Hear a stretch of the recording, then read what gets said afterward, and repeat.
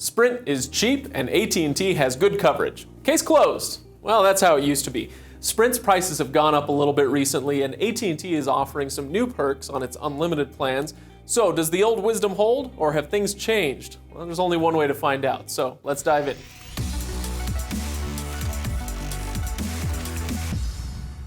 Of the four major cell carriers in the US, Sprint is still consistently the cheapest, while AT&T is, well, not. Each offers two types of unlimited plan, a lower priced and a higher priced one, and our general impression bears out across those plans. The Sprint plans are cheaper than the corresponding AT&T plans, usually by about $5 to $10 per line per month. So that's Sprint's major advantage. AT&T, on the other hand, gives you some impressive bang for all those bucks you're shelling out. If you have an AT&T unlimited plan, you can get access to the Watch TV app with 30 pretty decent channels of live TV. And the upper tier unlimited plan also gets you a premium channel add-on on top of that. Sprint's biggest perk probably is a Hulu subscription, but you can only watch it on the device that's connected to your account. So if Sprint clearly wins the pricing battle, then AT&T wins in the perks category. And some others too, but we'll get there in just a bit. Now, I'm gonna break my own rule here. Normally, I always compare apples to apples. So in this case, it would be Sprint's lower tier unlimited plan to AT&T's lower tier one. But because of the relative strengths of each service, I think it's instructive to look at Sprint's cheaper plan versus AT&T's more expensive one, because what we're doing in this case is comparing Sprint's strength to AT&T's. Now we have the Sprint Unlimited basic plan, let's say 2 lines at $100, versus the AT&T Unlimited and More premium plan, again 2 lines for $150. So $50 less for Sprint.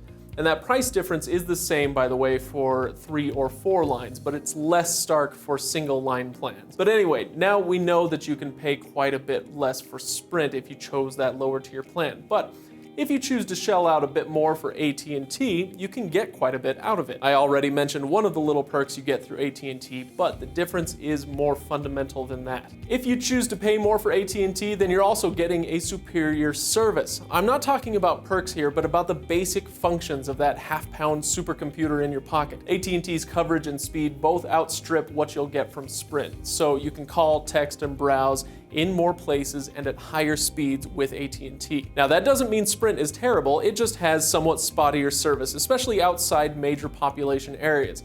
So if you're in the city or the suburbs and you never leave, then Sprint might be just fine for you. But if you live outside a major city or if you travel frequently, especially on the road, then AT&T is likely the better bet. And that's just coverage. If you're in a place where you can get both, then AT&T will also generally be faster than Sprint. One bright spot for Sprint though is their data allowance. If you do a lot of streaming or gaming and you burn through a lot of data, then you should know that either Sprint Unlimited plan will give you 50 gigabytes per month of full speed data. AT&T's upper tier plan will give you 22 gigabytes at full speed, while the lower tier plan could throttle your speed at any time if the network demands are heavy. So it turns out that with a caveat or two, the old rankings still apply. Sprint is still the cheaper option, while AT&T has the better speed, coverage, and perks. So ultimately it comes down to your priorities, whether you're willing to spend more to get more, and whether you even need more in the first place. Anyway, if you want some more details, check out the full written matchup of AT&T versus Sprint at Reviews.org,